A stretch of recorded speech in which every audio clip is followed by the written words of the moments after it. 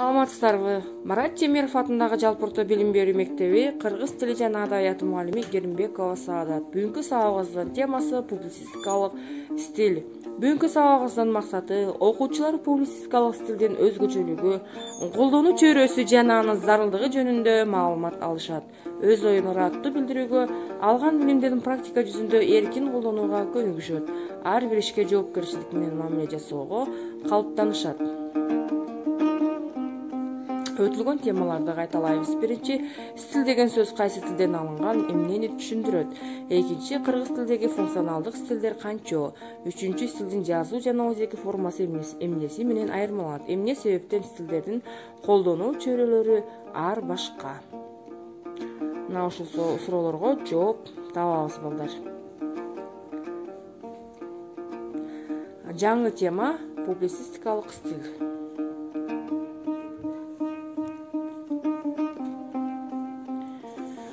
Максаты жана милдети коомдук турмуштагы жана саясий чөйрөдөгү маанилүү маалыматтарды элге жеткирүү, коом алдына маселе коюу, аны чечүүгө чакыруу, үгүттөө. Колдонуу чөйрөсү жана тилдик каражаттар, гезит журналдар, радио уктуруу, телеберүүлөр, жарнамалар жана оратор сөздөрү, чакырык сөздөр, неологизмдер, синонимдер, каратма, сырдык, төл жана бөтөн сөздөр. Публицистикалык жанры макала, памфлет, очерк, фельетон, интервью, репортаж. Тил теориясынан макала маанилүү көрүнүштү талдап, анализдеп, корутунду чыгаруучу журналисттик эмгек. Ал эми фельетон бул өткүр маанидеги кат, конкреттүү окуяларды жана адамдарды сынга алган сатиралык мүнөздөгү кыска макала. Памфлет англис тилинен тургунда колдоого барак, өтө курч мүнөздөгү сатиралык публицистикалык эмгек. Кээ бир белгилүү адамдардын же партиялардын туура эмес иштерин сынга алат. Интервью маанилүү маселе боюнча бир же бир нече адамдардын маеги. Репортаж автор өзүгө болгон кандайдыр бир окуяны толугу менен ыкчам кабарлоо. Очерк турмуштагы реалдуу адамдардын тагдыры, чыныгы окуялар баяндалган эпикалык чыгарма.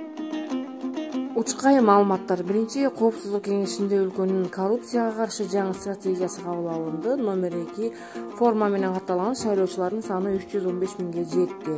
Ижара акысы канча? Бишкек менен Ошто батир издегендер үчүн маалымат.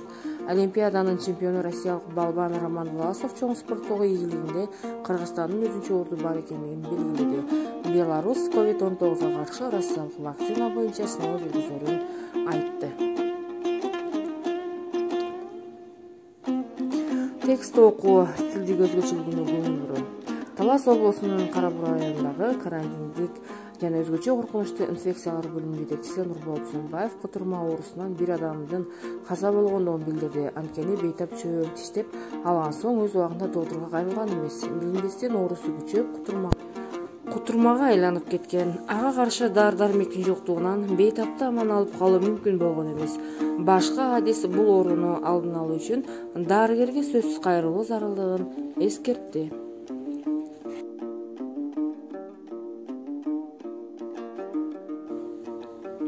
Тесттик суроолорго жооп берүү. Биринчи, публицистика кайсы тилден кабыл алынган жана эмне маанини туюндат? А. Англис баарлашуу, Б. Француз көпчүлүк, В. Латын коомдук, Г. Грек көпчүлүк.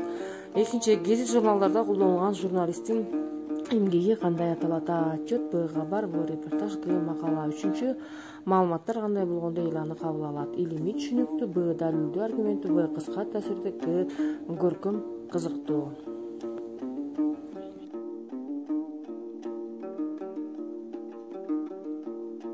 Төртүнчү, публицистикалык стилге кайсы мүнөздүү эмес? А. Каратма, төл жана бөтөн сөздөр, Б. Коомдук саясий лексика, неологизмдер, Б. Ачык айкын маалыматтар, Г. Архаизмдер, кесиптик терминдер. Бешинчи, корч мүнөздө жазылып белгилүү адамдарды учурдагы окуяны сынга алган эмгек кандай аталат?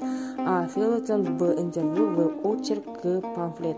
Төмөнкү маанилердин кайсынысы публицистикалык стилди жалпылап турат? А. Учурдагы маалыматтар таныштырылат, Б. Чакырык маанисинде сөздөр орун алат, В. Жалпы эле түшүнүктүү тил менен берилет, Г. Комдоого жаралган маселеге кайдыгер болбоого чакырат. Балдар, үйгө тапшырма: публицистикалык стилдеги текстти улантуу.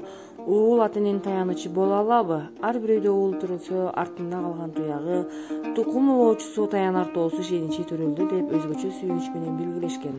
Аны кичине кезинен намыскөйлүккө, эрктүүлүккө, чечкиндүүлүккө тарбиялашкан.